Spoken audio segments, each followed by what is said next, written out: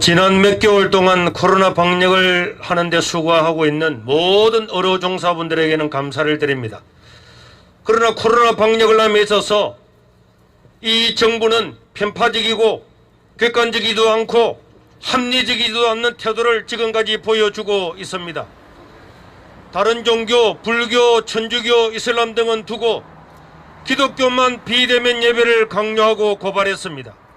식당이나 커피숍이나 클럽 등이 문을 열 때도 교회만 비대면 예배를 강요하고 고발했습니다. 헌법에 명백히 보장된 권리를 행정명령으로 짓밟고 있는 것을 더는 두고 볼 수가 없는 것입니다. 자유 없는 나라에서 사는 것보다 코로나보다도 자유 없는 나라에 사는 것은 코로나보다도 천배나 만배나 더 두렵고 더 고통스럽지 아니할 수가 없습니다. 집회의 자유, 종교의 자유, 언론의 자유, 표현의 자유가 사라진 나라에서 사는 것은 그야말로 코로나보다도 천배나 만배나 더 고통스러운 세계가 아닐 수가 없는 것입니다. 국가는 국민에게 코로나를 전가하지 말아야 됩니다. 누구든지 걸릴 수 있는 이런 코로나인데 코로나 걸린 사람을 죄인 취급하거나 또 국가는 국민을 갈라치게 하지 말아야 됩니다. 온 국민이 한마음으로 극복해도 모자랄 판인데 종교 안에서도 네 편 내 편을 가르는 것은 참으로 부끄럽지 않을 수가 없는 것입니다. 지금까지 수개월 동안 대부분의 교회가 방역에 최선을 다하고 절제해 왔는데 협력이 아니라 국가가 일방적으로 명령만 하는 것은 결코 두고 볼 수가 없는 것입니다.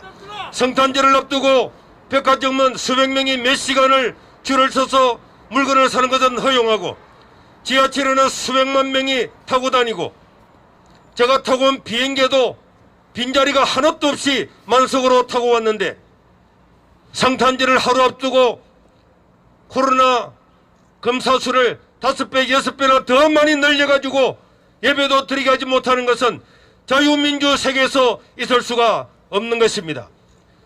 지난 주일에 미국 대법원의 판결은 인간의 기본권인 자유가 무엇인가를 보여주고 있는 것입니다. 미국 대법원에서도 종교의 자유는 필수적인 권리이며 예배가 필수가 아니라는 것이야말로 차별되오라고 말씀했습니다.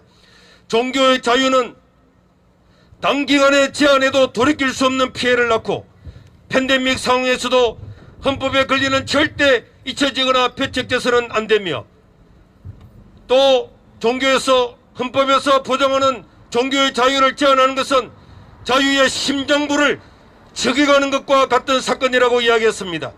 심지어 비상사태나 위기 상황에서도 헌법에서 명시된 사법적 권리를 존중하여 받아들여야지 포기되어서는 결코 안 된다고 이야기하고 있습니다. 예배당의 규모와 상관없이 일괄적으로 인원을 제한하는 것은 위헌이라고도 판결했습니다. 우리 자유 대한민국 여러분 그리고 성도 여러분, 자유 없는 세상은 코로나보다 100배나 1000배나 더 고통스럽고 두려운 세상이라는 것을 결코 잊어서는 안 됩니다. 이런 사실을 전국교회에 적극적으로 알리고 우리도 전 교회적으로 참여해서 미국처럼 수천 개 교회가 모여서 헌법 소원 등으로 우리 의지를 나타내야 될 줄로 믿습니다. 우리 세계로교회도 6번이나 고발을 당하고 지금 행정소송과 행사소송을 진행하고 있지만은 이제는 전 교회가 다 동참해서 우리의 자유를 우리 스스로 지켜야 될 줄로 믿습니다. 기도하면서 정당한 방법으로 항의하고 헌법에 명시된 자유를 법적으로 되찾아 앞으로 어떤 상황이 오더라도 다시는 예배의 자유를 빼앗기지 않도록 해야 되겠습니다.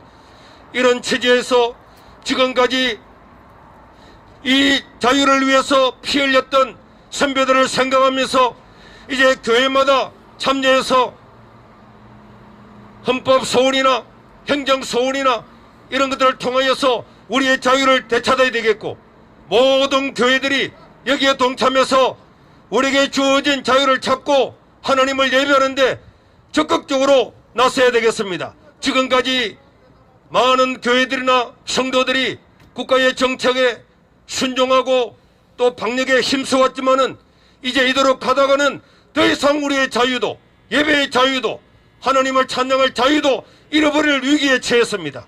모든 교회들이 저희들과 함께 헌법소원과 행정소원 등등을 통해서 우리의 자유를 찾자는 취지에서 이렇게 모임이 마련되었고, 모든 분들은 또 모든 교회들은 동참해서 우리의 자유를 찾는데 힘껏 동참해 주시기를 다시 한번 호소드리는 바입니다.